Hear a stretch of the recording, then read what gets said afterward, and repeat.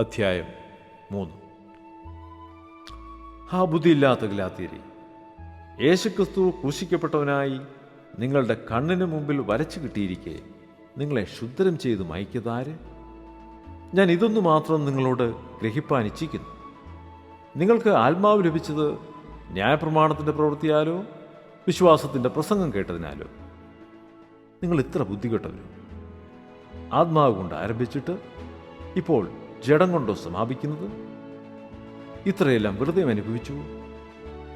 വെറുതെ അത്രയെന്ന് വരികിൽ, എന്നാൽ നിങ്ങൾക്ക് ആത്മാവിനെ നൽകി നിങ്ങളുടെ ഇടയിൽ വീര്യപ്രവൃത്തികളെ ചെയ്യുന്നവൻ ന്യായപ്രമാണത്തിൻ്റെ പ്രവൃത്തിയാലോ വിശ്വാസത്തിൻ്റെ പ്രസംഗത്താലോ അങ്ങനെ ചെയ്യുന്നത്?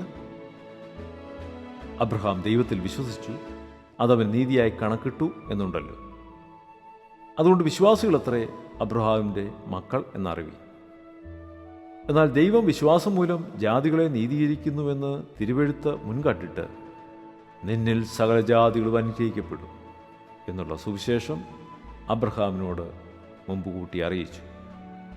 അങ്ങനെ വിശ്വാസികൾ വിശ്വാസിയായ അബ്രഹാമിനോടുകൂടെ അനുഗ്രഹിക്കപ്പെടുന്നു. എന്നാൽ ന്യായപ്രമാണത്തിൻ്റെ പ്രവൃത്തിയിൽ ആശ്രയിക്കുന്ന ഏവരും ശാപത്തിന് കീഴാകുന്നു. ന്യായപ്രമാണ പുസ്തകത്തിൽ എഴുതിയിരിക്കുന്നത് ഒക്കെയും ചെയ്യുവാൻ തക്കവണ്ണം അതിൽ നിലനിൽക്കാത്തവനെല്ലാം ശപിക്കപ്പെട്ടവനെന്ന് എഴുതിയിരിക്കുന്നു. എന്നാൽ ന്യായപ്രമാണത്താൽ ആരും ദൈവസന്നിധിയിൽ നീതീകരിക്കപ്പെടുന്നില്ല എന്നത് സ്പഷ്ടം.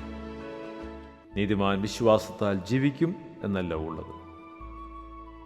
ന്യായപ്രമാണത്തിനോ വിശ്വാസമല്ല ആധാരമായിരിക്കുന്നത്, അത് ചെയ്യുന്നവൻ അതിനാൽ ജീവിക്കും എന്നുണ്ടല്ലോ. മരത്തിന്മേൽ തൂങ്ങുന്നതെല്ലാം ശപിക്കപ്പെട്ടവൻ എന്നെഴുതിയിരിക്കുന്നത് പോലെ ക്രിസ്തു നമുക്ക് വേണ്ടി ശാപമായി തീർന്നു. ന്യായപ്രമാണത്തിൻ്റെ ശാപത്തിൽ നിന്ന് നമ്മെ വിലയ്ക്ക് വാങ്ങി. അബ്രഹാമിൻ്റെ അനുഗ്രഹം ക്രിസ്തുവേശുവിൽ ജാതികൾക്ക് വരേണ്ടതിന് നാം ആത്മാവെന്ന വാഗ്ദത്ത വിഷയം വിശ്വാസത്താൽ പ്രാപിക്കാൻ തന്നെ. സഹോദരന്മാരെ, ഞാൻ മനുഷ്യരുടെയിൽ നടപ്പുള്ളൊരു ദൃഷ്ടാന്തം പറയാം. ഒരു മനുഷ്യൻ്റെ നിയമമായാലും അതിന് ഉറപ്പ് വന്ന ശേഷം ആരും ദുർബലമാക്കുകയോ അതിനോട് വല്ലതും കൂട്ടിക്കൽപ്പിക്കുകയോ ചെയ്യുന്നില്ല. എന്നാൽ അബ്രഹാമിനും അവൻ്റെ സന്തതിക്കും വാഗ്ദത്തങ്ങൾ ലഭിച്ചു. സന്തതികൾക്കുമെന്ന് അനേകരെക്കുറിച്ചല്ല, നിന്റെ സന്തതിക്കും എന്ന് ഏകനെക്കുറിച്ചത്രേ പറയുന്നത്. അത് ക്രിസ്തു തന്നെ. ഞാൻ പറയുന്നതിൻ്റെ താല്പര്യമോ, 430 ആണ്ട് കഴിഞ്ഞിട്ട് ഉണ്ടായ ന്യായപ്രമാണം വാഗ്ദത്തത്തെ നീക്കുവാൻ തക്കവണ്ണം അത് ദൈവം മുമ്പ് ഉറപ്പാക്കിയ നിയമത്തെ ദുർബലമാക്കുന്നില്ല.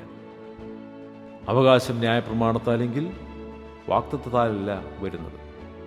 അബ്രഹാമിനു ദൈവം അതിനെ വാഗ്ദത്തം മൂലം നൽകി.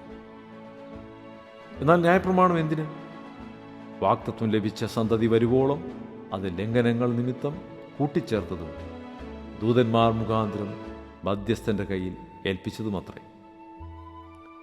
ഒരുത്തൻ മാത്രമെങ്കിൽ മധ്യസ്ഥൻ വേണ്ടിവരികയില്ല, ദൈവമോ ഒരുത്തൻ മാത്രം.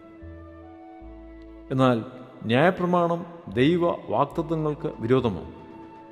ഒരു നാളുമല്ല. ജീവിപ്പിപ്പാൻ കഴിയുന്ന ഒരു ന്യായപ്രമാണം നൽകിയിരുന്നുവെങ്കിൽ ന്യായപ്രമാണം വാസ്തവമായി നീതിക്ക് ആധാരമാകുമായിരുന്നു. എങ്കിലും വിശ്വസിക്കുന്നവർക്ക് വാഗ്ദത്തം യേശുക്രിസ്തുവിലെ വിശ്വാസത്താൽ ലഭിക്കേണ്ടതിന് തിരുവെഴുത്ത് എല്ലാവരെയും പാപത്തിന് കീഴടച്ചു കളഞ്ഞു. വിശ്വാസം വരും മുമ്പേ നമ്മിൽ വെളിപ്പെടുവാനിരുന്ന വിശ്വാസത്തിനായിക്കൊണ്ട് ന്യായപ്രമാണത്തിന് കീഴിൽ അടച്ച് സൂക്ഷിച്ചിരിക്കുന്നു. അങ്ങനെ നാം വിശ്വാസത്താൽ നീതീകരിക്കപ്പെടേണ്ടതിന് ന്യായപ്രമാണം ക്രിസ്തുവിൻ്റെ അടുക്കിലേക്ക് നടത്തുവാൻ നമുക്ക് ശിശുപാലകനായി ഭവിച്ചു. വിശ്വാസം വന്ന ശേഷമോ നാം ഇനി ശിശുപാലകൻ്റെ കീഴിൽ അല്ല. ക്രിസ്തുവേശുവിലെ വിശ്വാസത്താൽ നിങ്ങളെല്ലാവരും ദൈവത്തിൻ്റെ മക്കൾ ആകുന്നു.